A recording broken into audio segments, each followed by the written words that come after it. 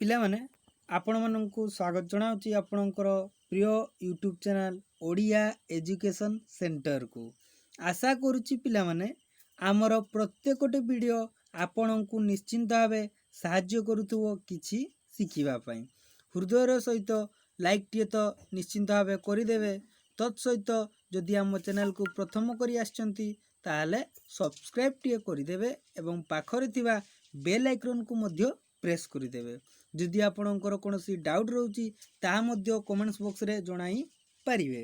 ତେଣୁ ଲାଇକ୍ଟିଏ କରିଦିଅନ୍ତୁ ପିଲାମାନେ ଏବଂ ବହୁଳରୁ ବହୁଳ ଭାବରେ ନିଜର ସାଙ୍ଗସାଥିମାନଙ୍କୁ ପ୍ରବଳ ସେୟାର କରନ୍ତୁ। ଯାଦ୍ୱାରା କ'ଣ ହେବ, ଆପଣମାନେ ବି ପଢ଼ିପାରିବେ। ତତ୍ ସହିତ ଆପଣଙ୍କ ସହଯୋଗ ଦ୍ୱାରା ଆପଣଙ୍କର ସାଙ୍ଗସାଥି ମଧ୍ୟ ପଢ଼ିପାରିବେ। ତ ଆସନ୍ତୁ କାଳେ ବିଳମ୍ବ ନକରି ଆଜିର ଯେଉଁ ମୁଖ୍ୟତଃ ଆଲୋଚ୍ୟ ବିଷୟବସ୍ତୁ ରହିଛି ତା ଉପରେ ଆଲୋଚନା କରିବା। ଏଇ ଯେଉଁ ଆଲୋଚ୍ୟ ବିଷୟଟି ମୁଁ ନେଇ ଆସିଛି ପିଲାମାନେ, ଏହା ସପ୍ତମ ଶ୍ରେଣୀ ପଢ଼ୁଥିବା ଛାତ୍ରଛାତ୍ରୀମାନଙ୍କ ପାଇଁ। ତ ସତ କହିବାକୁ ଗଲେ ପିଲାମାନେ, ସପ୍ତମ ଶ୍ରେଣୀ ପଢ଼ୁଥିବା ପିଲାମାନଙ୍କ ପାଇଁ ହିଁ ଆମ ଚ୍ୟାନେଲରେ ସର୍ବାଧିକ ଭିଡ଼ିଓ ଅପଲୋଡ଼ ଅଛି। ହାପେଲି ପରୀକ୍ଷାରେ ଯେତିକି ପଢ଼ିବା କଥା ସଫିସିଏଣ୍ଟ ଭିଡ଼ିଓ ପିଲାମାନେ ଆମ ଚ୍ୟାନେଲରେ ଅଛି। ତ ଆପଣଙ୍କର କୌଣସି ଡାଉଟ୍ ରହିବ ନାହିଁ, ଏହା ହିଁ ଆମର ଚେଷ୍ଟା। ଏକ୍ଜାମ୍ ଦୃଷ୍ଟିରୁ କୁହନ୍ତୁ ବା କିଛି ଶିଖିବା ଦୃଷ୍ଟିରୁ କୁହନ୍ତୁ, କୌଣସି କ୍ଷେତ୍ରରେ ଆପଣଙ୍କର ଡାଉଟ୍ ରହିବ ନାହିଁ, ସେଥିପାଇଁ ଆମେ ସର୍ବଦା ଚେଷ୍ଟିତ। ତେଣୁ ଆପଣମାନଙ୍କ ସହଯୋଗ ତ ନିହାତି ଭାବରେ ଦରକାର। ଆପଣଙ୍କର କର୍ତ୍ତବ୍ୟ କ'ଣ ନା ଭିଡ଼ିଓକୁ ବହୁଳରୁ ବହୁଳ ଭାବରେ ସେୟାର କରି ସମସ୍ତଙ୍କ ପାଖରେ ପହଞ୍ଚାଇବେ। ଠିକ୍ ଅଛି। ରାଜନୀତି ବିଜ୍ଞାନ ପିଲାମାନେ ଆଜି ଆମେ ଆଲୋଚନା କରିବା। କ'ଣରେ?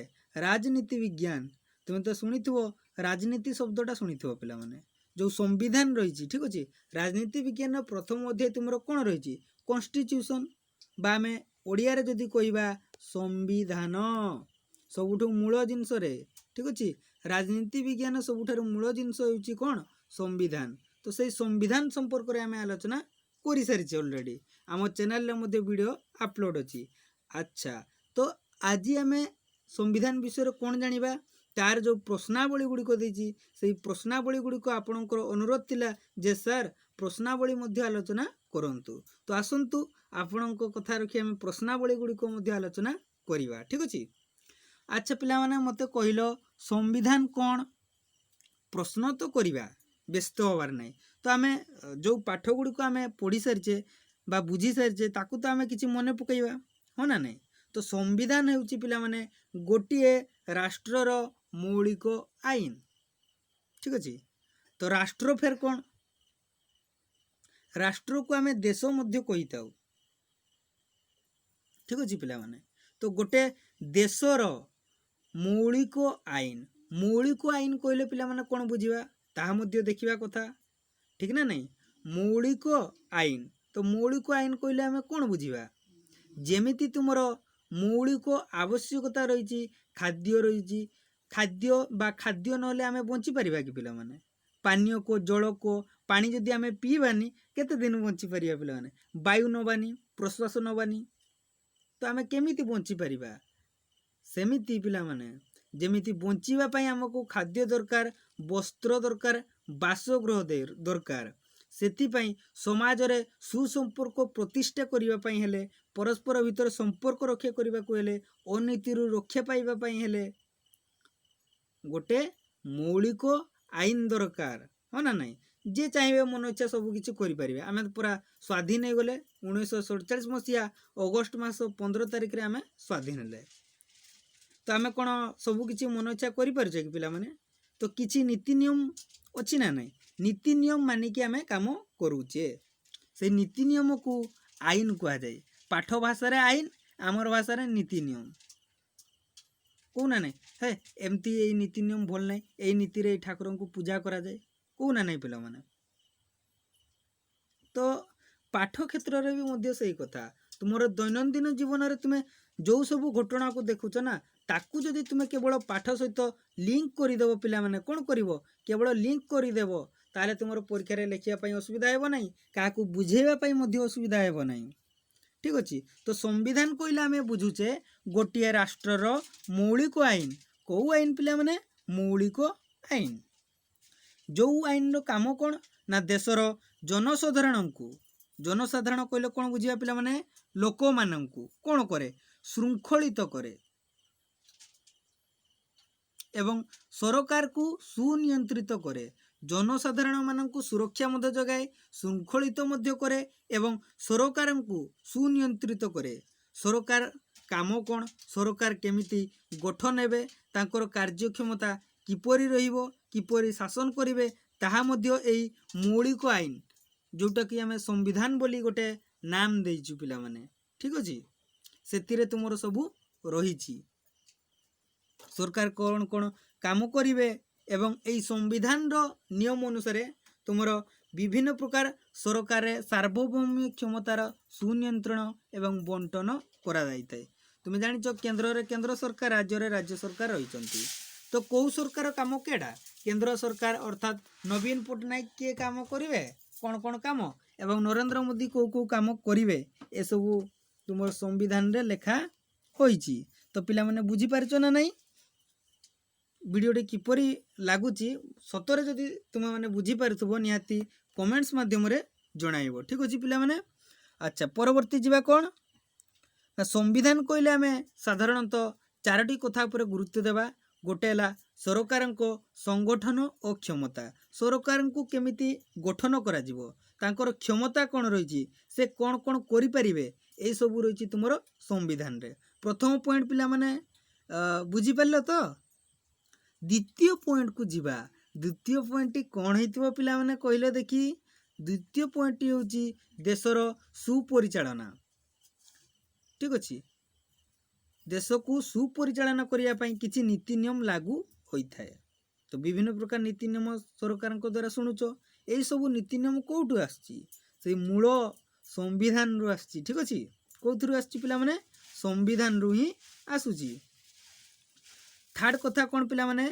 जनसाधारण और सरकार मध्य रे केमिति सुसंपर्क प्रतिष्ठा करा जिवो ता मध्य संविधान रे लेखाइछि केमिति सरकार लोकमानंक सहित सुसंपर्क रक्षा करिवे ता मध्य तुमर संविधान रे लेखाइछि तीनटा पॉइंट गला पिला माने मने रखिबरे खाता रे नोट मध्य करी नियंतु फोर्थ पॉइंट टी कोन पिला माने ना जनसाधारणकर अधिकार कोन रहिछि तुमे जानिछ सरकार केमिति गठन हुए आम मानक द्वारा गठन हुए पूरा साधारण जनता जो माने कि भोट दाता अर्थात 18+ हेतिबो एवं वोटर कार्ड थिबो सेही लोक माने ही तो भोट देई थांती देशर नागरिक बोली आमे कहि थाउ तुमे आज शिशु अछ भविष्य रे देशर जणे जणे नागरिक हेबो तुमे जदि राजनीति विज्ञान जानि नथिबो केमिति देश को चलेबो पिला माने शपथ नियो जे आमे देश को अग्रसर कराई नबु उन्नति पथ रे आगे नेबु तो केमिति देशर अवस्था संपर्क रे जदि आमे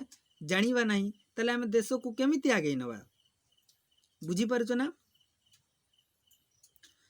फोर्थ नियम टी कोन होची पिला माने ना जनसाधारणकर अधिकार और कर्तव्यर विवरणी एवं सुरक्षा सरकार हमको सुरक्षा जगाई देउचंती पुलिस प्रशासन बॉर्डर रे सेना ए सब तुमर संविधान रे रहिची परवर्ती कथा पॉइंट 1 संविधान कौन संविधान रो काम कौन संविधान रे को जिनिस रहउची ता हमें पॉइंट 1 ने आलोचना कले संविधान पॉइंट 2 रे हमें आलोचना करिया पिला माने संविधान रो प्रकार कौन आलोचना करिया संविधान रो प्रकार अर्थात संविधान केते प्रकार रो साधारण अर्थ रे कहिबा जदि हमें डीपली जीवा पिला माने ऊपर क्लास को तुमे जीवो जानि परिबो जे संविधान रो विभिन्न प्रकार विभाग रहिची तो तुम बही रे जोटा देछि पिला माने ता अनुसार होची दुई प्रकार रो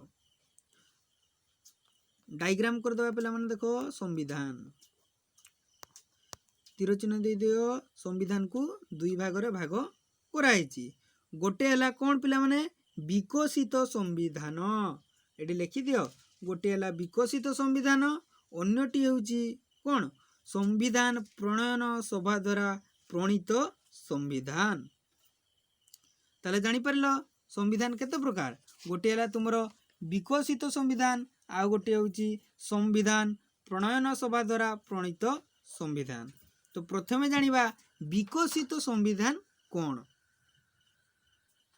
ठीक अछि तो कौन जानिबा पिला माने हेडिंग दियो विकसित संविधान। तो विकसित संविधान होउची ए जो संविधान रही याकू कई प्रणयन करी नथांती।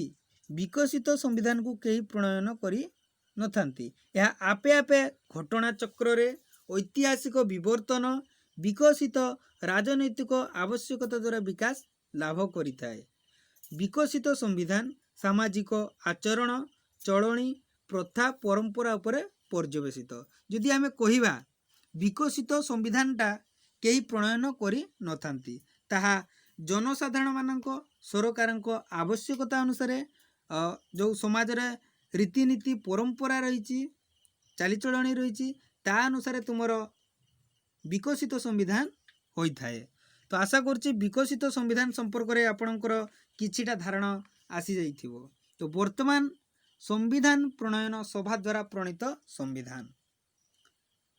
अच्छा संविधान टा प्रणयन करिवो पिला माने ठीक अछि गोटे सभा द्वारा जोटा कि आम देश रे प्रचलित एवं विकसित संविधान तुमर ब्रिटेन रे प्रचलित ठीक अछि। ब्रिटेन रे तुमर इंग्लैंड रे तुमर ए विकसित संविधान कार्यकारी करिथाए।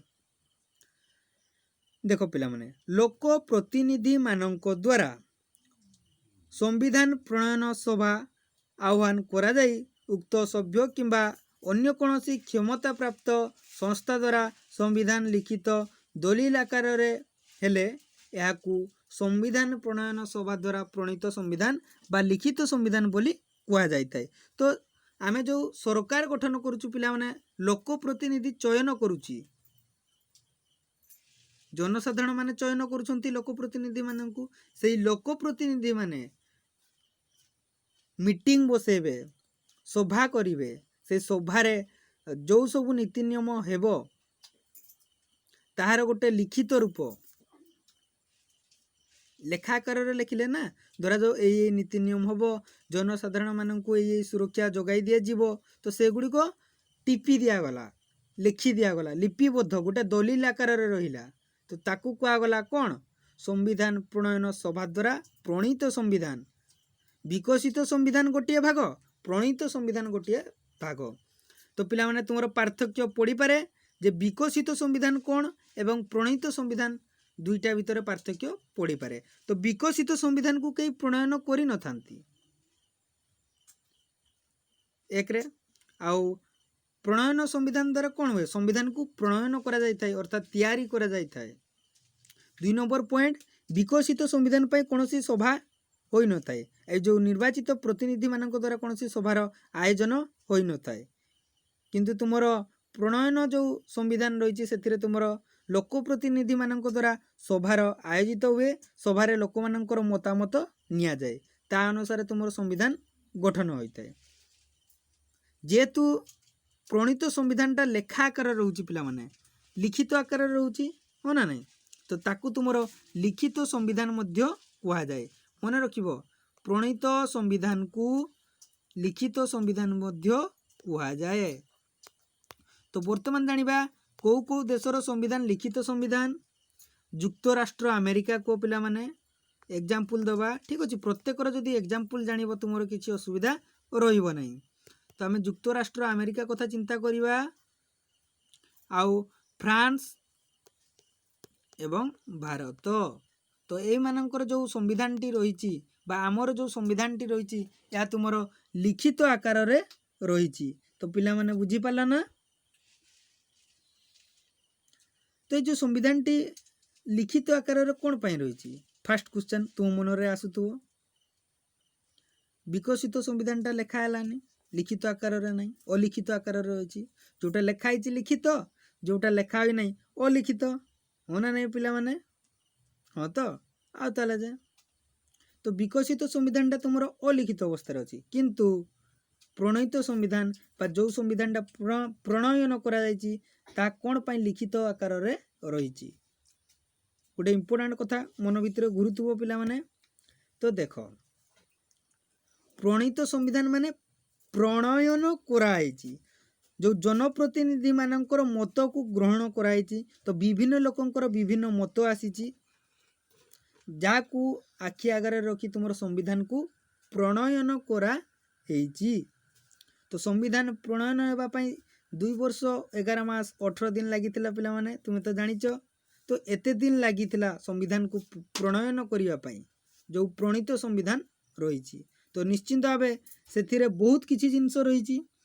ଜନସାଧାରଣଙ୍କର କ୍ଷମତା, ଯେଉଁ 4ଟି ଅଂଶ ଆମେ ଆଲୋଚନା କରିଥିଲେ, ସରକାରଙ୍କ କାର୍ଯ୍ୟଦକ୍ଷତା, ଜନସାଧାରଣଙ୍କ ସୁରକ୍ଷା ଅଧିକାର, ତ ଏହିସବୁ ନୀତି ନିୟମ ତୁମର ସମ୍ବିଧାନରେ, ପ୍ରଣୀତ ସମ୍ବିଧାନରେ ରହିଛି।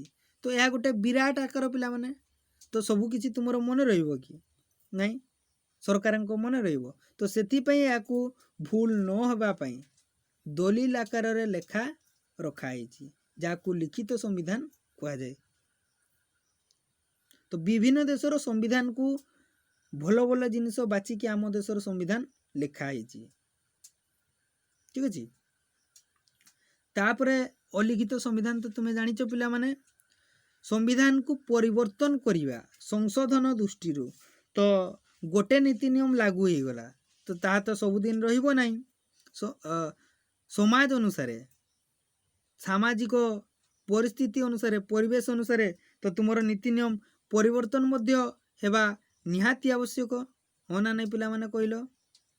ସବୁଦିନ ସମାନ କିରେ? ଗୋଟେ ସାର୍ଟ ତୁମେ ଛୋଟ ବେଣୁ ବଡ଼ ପର୍ଯ୍ୟନ୍ତ ପିନ୍ଧିକି ରହିପାରିବ? ହବ? ଗୋଟେ ଆକାରର, ସେମ୍ ଆକାରର ସାର୍ଟ ତୁମେ ସବୁଦିନ ଏଡ଼ିକି ଟିକେ ହେଇ ରହିଛ, ଏଡ଼େ ବଡ଼ ହେଇଯାଇଛ ପିଲା ମାନେ। ତ ସେମିତି ପରିସ୍ଥିତି ଅନୁସାରେ ସମ୍ବିଧାନକୁ ମଧ୍ୟ ପରିବର୍ତ୍ତନ କରାଯାଇଥାଏ। ତ ସେଇ ସମ୍ବିଧାନକୁ ପରିବର୍ତ୍ତନ ଦୃଷ୍ଟିରୁ ମଧ୍ୟ 2 ଭାଗରେ ବିଭକ୍ତ କରାଯାଇଛି। ଗୋଟିଏ ହେଲା ନମନୀୟ ସମ୍ବିଧାନ, ଲେଖିନିଅ ପିଲାମାନେ, ଇମ୍ପୋର୍ଟାଣ୍ଟ କଥା। ଆଉ ଗୋଟିଏ କ'ଣ? ଆଉ ଗୋଟିଏ ହେଉଛି ଅନମନୀୟ ସମ୍ବିଧାନ। ତ ଏଇଟା ପିଲାମାନେ ଗୋଟେ ପ୍ରକାର ରିଭିଜନ ମଧ୍ୟ ହେଇଯାଉଛି, କାରଣ ସମ୍ବିଧାନ ସମ୍ପର୍କିତ କ୍ଲାସ୍ ଆମର ସରିଛି। ଏଇଟା ଗୋଟେ ଆଲୋଚନା, ପର୍ଯ୍ୟାଲୋଚନା, ମୋ ଏବଂ ଆପଣଙ୍କ ଭିତରେ ଗୋଟେ ଆଲୋଚନା ଚାଲିଛି। ଠିକ ଅଛି। ତ ସଂଶୋଧନ ଦୃଷ୍ଟିରୁ, ସଂଶୋଧନ କ'ଣ? ଚେଞ୍ଜ। ତ ଓଡ଼ିଆ ପାଖରୁ ଯଦି ଇଂଲିଶ ୱାର୍ଡ଼ କୁହାଯିବ ପିଲାମାନେ ଆହୁରି ସୁନ୍ଦର ବୁଝୁଛ ନାଇଁ? ତ ଚେଞ୍ଜ, ସମ୍ବିଧାନକୁ ଚେଞ୍ଜ କରିବା ଦୃଷ୍ଟିରୁ 2 ପ୍ରକାର ଭାଗ କରାଯାଇଛି। ଫାର୍ଷ୍ଟ ପିଲାମାନେ ନମନୀୟ ସମ୍ବିଧାନ, 2 ନମ୍ବରଟି ହେଉଛି ଅନମନୀୟ ସମ୍ବିଧାନ। ତ ବର୍ତ୍ତମାନ କହିବ ସାର୍ ନମନୀୟ କ'ଣ, ଅନମନୀୟ କ'ଣ? ଯେଉଁ ସମ୍ବିଧାନଟା ପରିବର୍ତ୍ତନ ସହଜ, ଆମେ ସମ୍ବିଧାନଟା ଚେଞ୍ଜ କରିବା ନା, ସହଜରେ ଚେଞ୍ଜ ହେଇଯାଉଥିବ, ପରିବର୍ତ୍ତନ ହେଉଥିବ, ବିଳମ୍ବ ହେଉନଥିବ, ତ ସେଇ ସମ୍ବିଧାନଟି ହେଉଛି ନମନୀୟ ସମ୍ବିଧାନ। ତ ବର୍ତ୍ତମାନ ମୁଁ ଜାଣିପାରୁଛି ପିଲାମାନେ, ନମନୀୟ ସମ୍ବିଧାନ ଜାଣିଗଲ ମାନେ ଅନମନୀୟ ସମ୍ବିଧାନ ନିଶ୍ଚିନ୍ତ ଭାବେ କହିପାରିବ। ତାର ଓଲଟାଟା ନମନୀୟ, ଅନମନୀୟ, ନମନୀୟରେ ଓ ଲାଗିଗଲା, ଅନମନୀୟ ହୋଇଗଲା।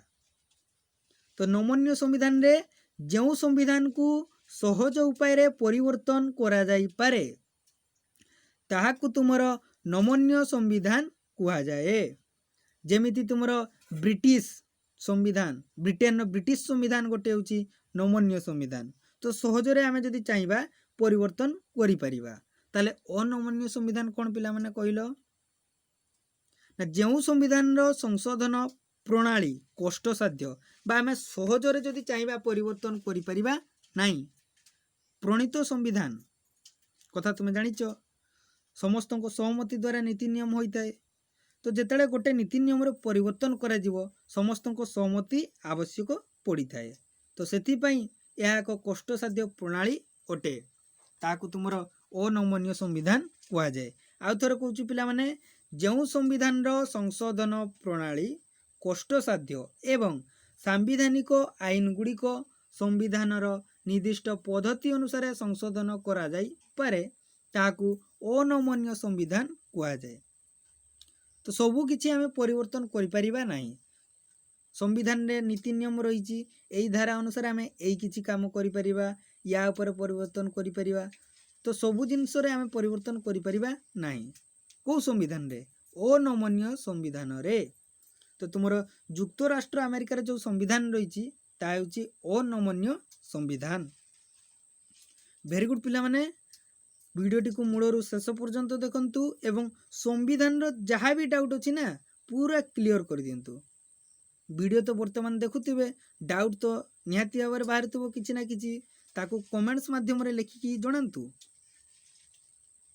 जद्वारा आमे आपणकर डाउट को क्लियर करिवा। तो आमे माने कोन पई अछु पिला माने आपणकर असुविधा को दूर करिया पई ही शिक्षक थांती ठीक ना नहीं पिला माने। आउ ताले जे तुमे जदि असुविधा शिक्षकक निकट रे न जणाइबो केमिति दूर करिवे पिला माने। मु कोन तुम माने को देखुची कि रे नहीं तुम माने मो पाखरे अछो जे मु तुमरो समस्या रो समाधान करिवा पई तुम समस्या को मु जानि परिबी नुहे ना। तो तेणु दया करी तुमरो समस्या को जणांतु।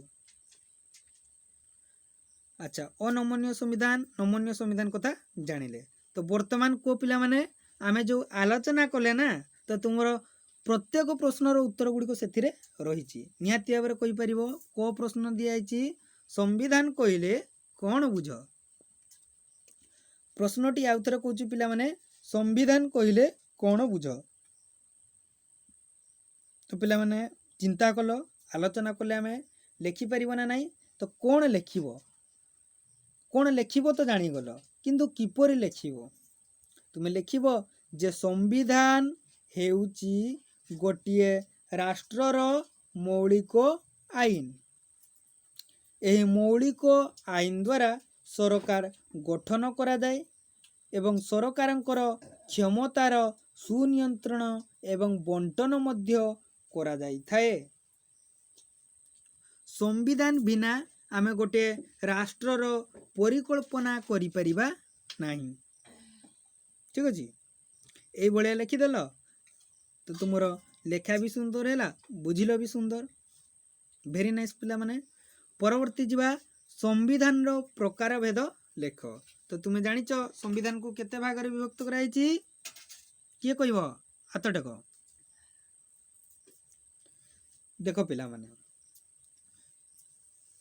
साधारण रे तुमरो दुई भाग रे भाग कराइछि गोटे हला विकसित संविधान आ गोटे हला संविधान प्रणयन सभा द्वारा प्रणीत संविधान। तुमे लिखि दियो ना विकसित संविधान गोटे आ गोटे होछि प्रणीत संविधान एते कोन पई लिखते जीवो संविधान प्रणयन सभा द्वारा प्रणीत संविधान लिखि देबो प्रणीत संविधान ठीक अछि। पुनश्च आउ थरे संविधान को भाग कराइछि कोन कोन कहलो पिला माने फास्ट गोटे भाग कराइछि विकसित संविधान आ गोटे होछि प्रणीत संविधान आ गोटे दृष्टि भाग कराइछि लिखित और लिखित। जदि पचारे लिखित संविधान का कह जाए जानिच जो संविधानटा लेखा आकार रे रहिछि लेखा है कि गोटे दलील प्रस्तुत रहिछि ताकू लिखित संविधान को आगला। एग्जांपल देई देलो युक्तराष्ट्र अमेरिका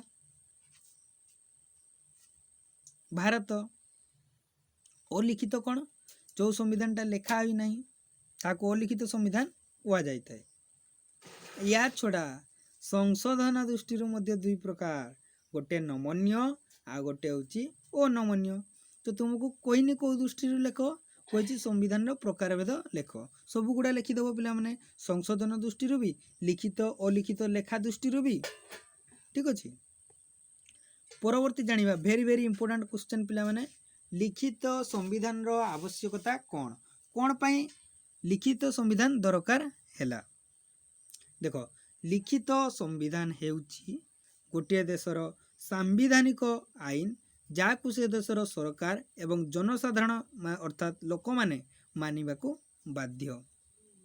जेतु आम संविधान गोटे होची बड़ो संविधान तो से संविधान रे विभिन्न देशर संविधान रो भलो भलो नीति नियम को बाछिकी आम संविधान रे दियाइछि। तेणु निहाती तुमर जो संविधान रही आमर संविधान आकार बड़ तो सबू किछि मने रखिबो केते मने रखिबो तो ताकू गोटे लिखित रूप दियाइछि। सेथिरे तुमर सरकारक गठन को क्षमता को तार जो विभिन्न अंग रही कैबिनेट मंत्रिमंडल रही एवं नागरिक मानकर अधिकार कर्तव्य तत्सहित सरकार एवं लोक मानक मध्य संपर्क कथा वर्णना कराइछि। तो सेति पई तुमर लिखित संविधान दरकार बुझिला। घ नंबर प्रश्न मध्य इम्पोर्टाट पिला माने अलिखित एवं अनमन्य संविधान मध्य पार्थक्य कौन।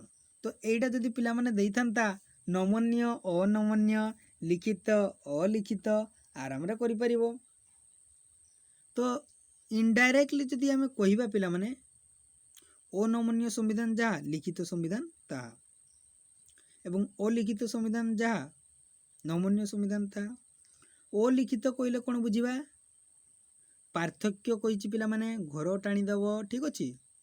तो पैराग्राफ गप बड़िया केबे पार्थक्य लिखिबो नाही घर काटी दब एडी लिखिलो अलिखित एडी लिखिदेलो अनमन्य संविधान 80 पॉइंट दब 80 पॉइंट दब 1 1 2 2 3 3 लिखिबा कोन ना अलिखित संविधान संविधान प्रणयन सभा द्वारा तैयारी होई न थाए एवं कौनसी लिखित पुस्तक बा दलिल आकार मध्य प्रस्तुत करा जाई न थाए सेटा तुमर होची अलिखित संविधान। किंतु तुमर अनमन्य संविधान कहले कौन बुझिबा ना जो संविधानटा सहजरे परिवर्तन करा जाई पारे ताकू अनमन्य संविधान कुआ जाए। बुझि पालो ना बुझि पालनि पिला माने जेमती तुमर लिखित संविधान रे जो नीति नियम गुड़िक रही ताहा सभा कराई लोक मानकर जो प्रतिनिधि रही परामर्श नियाई। तो जेतेबेले भी सेथिरे परिवर्तन करा जिवो समस्तंकर समर्थन नियाती दरकार सेथिपई यह कष्टसाध्य ओटे। 2 नंबर पॉइंट कोन लिखियो पिला माने ए जो अलिखित संविधान उत्पत्ति है तुम प्रथा परंपरा चलणी इत्यादि उपरे पर्यवेसित किंतु अनमन्य संविधान क्या पर लोक प्रतिनिधि मानक मतामत द्वारा प्रस्तुति हेची ठीक अच्छे। 3rd पॉइंट कौन लिखिबो ना विश्वर कौनसी संविधान संपूर्ण अलिखित नुहे ठीक अच्छे। एमिति कौनसी देश नाही जे संपूर्ण अलिखित अर्थात संविधान लेखा ही नहीं। जदि वर्तमान जो समस्या सृष्टि है पिला माने दुनिया है लेखा आकार निहाती गोटे प्रूफ दरकार नहीं तुम कहीदेव मु ते जमीटा दान करदेली नहीं जीव कि पिला माने कोर्टे केस ठुकीदेवनी तुम्हें मुहरे धर गोटे खुशी अवस्था कहले तुम्हें ताकू थोटारे कहीदेल जा तू ये जगह नहीं जीव से कौन सतरे नहीं जीव ना जदि कागज पत्र लेखा पड़ी है ताले से नहीं पारिबो ता नाम रे जदि टिकट कर दिया गला तो कागज पत्र भूमिका रही गुरुत्व नहीं कि। तो अनमन्य संविधान रे संविधान व्याख्या को तर्जमा को न्यायालय द्वारा होता है सुप्रीम कोर्ट ठीक अच्छे। तो ये तुम सुप्रीम कोर्ट हस्तक्षेप करती नहीं किंतु अनमन्य संविधान में हस्तक्षेप करते। तो पिला माने बुझी पाला ना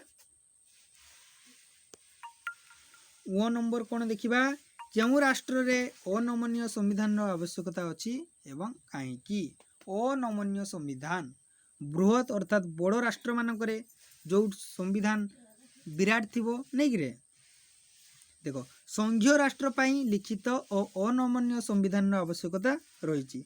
संघीय राष्ट्र कहले कौन बुझे पिला माने जो राष्ट्र रे 2टा सरकार थे जमी तुम केंद्र सरकार अच्छा केंद्र रे सेंट्रल गवर्नमेंट स्टेट गवर्नमेंट राज्य सरकार तो सही क्षेत्र में केंद्र सरकार राज्य सरकार झगड़ा लगी जाए पिला माने जदि तांको भीतर क्षमता दिया जीवनी जे केंद्र सरकार यही काम करि परिबे एई भितरे राज्य सरकार यही काम करि परिबे तो ये कह मु आर काम कर देबी से कह मु आर काम कर देबी तो सेथि पय गोटे लिखित आकार रे रही संविधान जे केंद्र सरकार यही काम उपरे काम करि परिबे राज्य सरकार को यही काम उपरे केंद्र सरकार काम करि परिबे आ यही काम गुडी को उपरे करि परिबे नाही।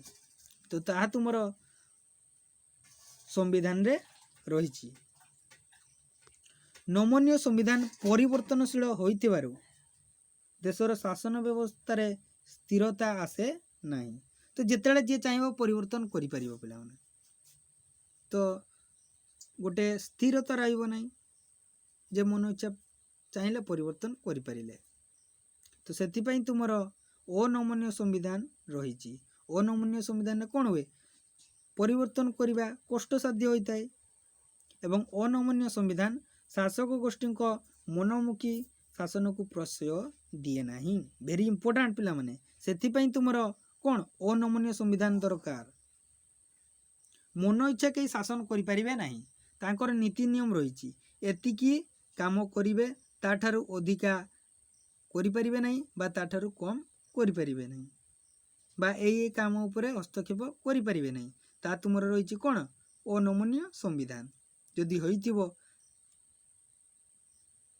ତାହେଲେ କ'ଣ ହେବ, ମନ ଇଚ୍ଛା କାମ କରିପାରିବେ ନାହିଁ। ଯଦି ନମନୀୟ ସମ୍ବିଧାନ ଥିବ ତାଙ୍କ ସୁବିଧା ଅନୁସାରେ ନୀତି ନିୟମ ସେମାନେ ପରିବର୍ତ୍ତନ କରିଦେବେ। ଠିକ୍ ନା ନାହିଁ ପିଲାମାନେ, କମେଣ୍ଟସରେ ଜଣେଇଲ ଠିକ୍ କହୁଛି ନା ନାହିଁ। ଆଚ୍ଛା, 6 ନମ୍ବର ଯିବା। ନମନୀୟ ସମ୍ବିଧାନ ଦେଶର ପ୍ରଗତିରେ କିପରି ସହାୟକ ହୁଏ। ଭେରି ଇମ୍ପୋର୍ଟାଣ୍ଟ କ୍ୱେଶ୍ଚନ୍ ପିଲାମାନେ, ଇଣ୍ଟରେଷ୍ଟିଂ କ୍ୱେଶ୍ଚନ୍। ସମାଜ ପରିବର୍ତ୍ତନଶୀଳ, ପରିବେଶ ମଧ୍ୟ ପରିବର୍ତ୍ତନଶୀଳ। ତ ଲୋକମାନଙ୍କର ଯେଉଁ ପ୍ରଥା ରହିଛି, ପରମ୍ପରା ରହିଛି, ତାହା ମଧ୍ୟ ଚେଞ୍ଜ ହେଉଛି। ତ ସେଇ ସମାଜ ଅନୁସାରେ ତାଳ ମିଳାଇ ଚାଲିବା ପାଇଁ ନୀତି ନିୟମର ମଧ୍ୟ ପରିବର୍ତ୍ତନ ଦରକାର ହୋଇଥାଏ। ତ ସେଥିପାଇଁ ନମନୀୟ ସମ୍ବିଧାନ ଦେଶର ପ୍ରଗତିରେ ସହାୟକ ହୋଇଥାଏ। ତ ଆଶା କରୁଛୁ ପିଲାମାନେ ଯେଉଁ ପ୍ରଶ୍ନ ଗୁଡ଼ିକ ଆଲୋଚନା କଲି ସେଥିରେ ଆପଣଙ୍କର କୌଣସି ଡାଉଟ୍ ନଥିବ। 2 ନମ୍ବର ଯିବା ପିଲାମାନେ, ପ୍ରାୟତଃ କରିପାରିବ। ଦେଖ, ସୁଯୋଗ ଦେଉଛି ଆପଣଙ୍କୁ। ଏପଟେ ଦେଇଛି କ ସ୍ତମ୍ଭ, ଖ ସ୍ତମ୍ଭ। କ ସ୍ତମ୍ଭରେ ରହିଛି ଅନମନୀୟ ସମ୍ବିଧାନ, ନାଗରିକମାନଙ୍କର ଅଧିକାର ସୁରକ୍ଷା, ବ୍ରିଟିଶ ସମ୍ବିଧାନ, ଯୁଗୋସ୍ଲୋଭିଆ ସମ୍ବିଧାନ। ଏପଟେ ରହିଛି ନମନୀୟ ସମ୍ବିଧାନ, ଯୁକ୍ତରାଷ୍ଟ୍ର ଆମେରିକାର ସମ୍ବିଧାନ, ବୃହତ ସମ୍ବିଧାନ, ଲିଖିତ ସମ୍ବିଧାନ, ଅଲିଖିତ ସମ୍ବିଧାନ। କରିପାରିବ ପିଲାମାନେ। ତ ଅନମନୀୟ ସମ୍ବିଧାନ ରହିଛି ତୁମର ଯୁକ୍ତରାଷ୍ଟ୍ର ଆମେରିକାର ସମ୍ବିଧାନ। ନାଗରିକମାନଙ୍କର ଅଧିକାର ସୁରକ୍ଷା କିଏ ଦିଏ? ଭେରି ଇମ୍ପୋର୍ଟାଣ୍ଟ ପିଲାମାନେ, ଭାବ ଲିଖିତ ସମ୍ବିଧାନ ନା ନାହିଁ, ଲିଖିତ ସମ୍ବିଧାନ। ତ ଆଉ ତାହେଲେ ଯେ ବ୍ରିଟିଶ ସମ୍ବିଧାନଟା କେଉଁଟା ହେବ କୁହ, ମୁଁ କହିବିନି, କୁହ ଶୀଘ୍ର ଶୀଘ୍ର କୁହ ପିଲାମାନେ। ବ୍ରିଟିଶ ସମ୍ବିଧାନଟା ହେବ କେଉଁଟା? ନମନୀୟ ସମ୍ବିଧାନ। ଆଉ ଯୁଗୋସ୍ଲୋଭିଆ ସମ୍ବିଧାନ ହେଉଛି ବୃହତ ସମ୍ବିଧାନ। ତ ପ୍ରଶ୍ନାବଳୀ ଗୁଡ଼ିକ ସୁନ୍ଦର ଭାବରେ ଆଲୋଚନା କରାଯାଇଛି ପିଲାମାନେ। ଆଶା କରୁଛି ଆପଣଙ୍କର ଡାଉଟ୍ ନଥିବ। ତ ବର୍ତ୍ତମାନ ଆପଣଙ୍କୁ ଭିଡ଼ିଓ ଶେଷରେ କେତୋଟି ପ୍ରଶ୍ନ ଦେଉଛି, ଯେଉଁ ପ୍ରଶ୍ନ ଗୁଡ଼ିକ ସମାଧାନ କରିବେ ଏବଂ ଡିସ୍କ୍ରିପ୍ସନରେ ଯେଉଁ ହ୍ୱାଟ୍ସଆପ୍ ନମ୍ବର ଦିଆଯାଇଛି ସେଥିରେ ମଧ୍ୟ ପଠାଇ ପାରିବେ। ନଚେତ୍ ପିଲାମାନେ କ'ଣ କରିବେ କହିଲେ, କମେଣ୍ଟସ୍ ବକ୍ସରେ ମଧ୍ୟ ଜଣାଇ ପାରିବେ। ପ୍ରଶ୍ନ ଗୁଡ଼ିକ ଲେଖିନ ପିଲାମାନେ। 1. ଗୋଟିଏ ସ୍ୱାଧୀନ ରାଷ୍ଟ୍ରର ସର୍ବୋଚ୍ଚ ଆଇନ କିଏ? ଲେଖିଲ ପିଲାମାନେ। ଲିଖିତ ସମ୍ବିଧାନ ଥିବା ଗୋଟିଏ ଦେଶର ନାମ ଲେଖ। ସମ୍ବିଧାନର ସଂଶୋଧନ ପ୍ରଣାଳୀ ଅନୁସାରେ ସମ୍ବିଧାନକୁ କେତେ ଭାଗରେ ବିଭକ୍ତ କରାଯାଇଛି ଏବଂ କ'ଣ କ'ଣ? ବର୍ତ୍ତମାନ କେଉଁ ଦେଶର ସମ୍ବିଧାନ ବିଶ୍ୱର ସର୍ବବୃହତ ସମ୍ବିଧାନ? କେଉଁ ସମ୍ବିଧାନକୁ ଆଇନଜୀବୀ ମାନଙ୍କର ଭୂସ୍ୱର୍ଗ ବୋଲି କୁହାଯାଏ? ଏତିକି ମାତ୍ର ପ୍ରଶ୍ନ ପିଲାମାନେ। ଏହାକୁ ଶୀଘ୍ର ଶୀଘ୍ର ଭିଡ଼ିଓ ଦେଖି ସାରିଲା ପରେ ଖାତାରେ କରିଦିଅନ୍ତୁ, କ୍ଲିକ୍ କରି ଫଟୋ ଉଠାଇ ଦିଅନ୍ତୁ ଏବଂ ହ୍ୱାଟ୍ସଆପ୍ ନମ୍ବରରେ ପଠାଇ ଦିଅନ୍ତୁ, ଯାହାଦ୍ୱାରା ଆମେ ଜାଣିବୁ ଆପଣ ସତରେ କିଛି ଶିଖିବାକୁ ପାଇଲେ। ତ ଆଜି ତ ସମୟ ହେଇଗଲାଣି ପିଲାମାନେ। ଥ୍ୟାଙ୍କ ୟୁ, ଧନ୍ୟବାଦ। ଏମିତି ନିଜର ପାଠପଢ଼ାକୁ ବଜାୟ ରଖ ଏବଂ ପ୍ରତ୍ୟେକ ସାଙ୍ଗକୁ, ଗୋଟିଏ ସାଙ୍ଗକୁ ବି ତୁମର ଛାଡ଼ ନାହିଁ, ସବୁ ସାଙ୍ଗକୁ ତୁମର ପାଠ ପଢ଼ିବାରେ ସହଯୋଗ କର। ଧନ୍ୟବାଦ ପିଲାମାନେ। ଜୟ ଜଗନ୍ନାଥ।